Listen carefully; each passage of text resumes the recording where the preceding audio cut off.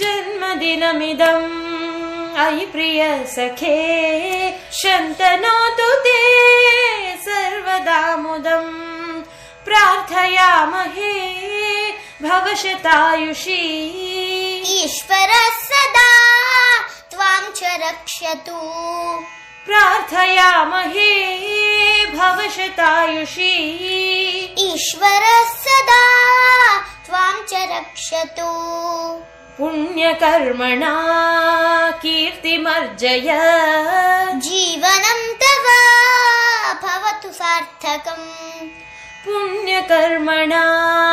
कीर्तिमर्जय जीवनं तव भवतु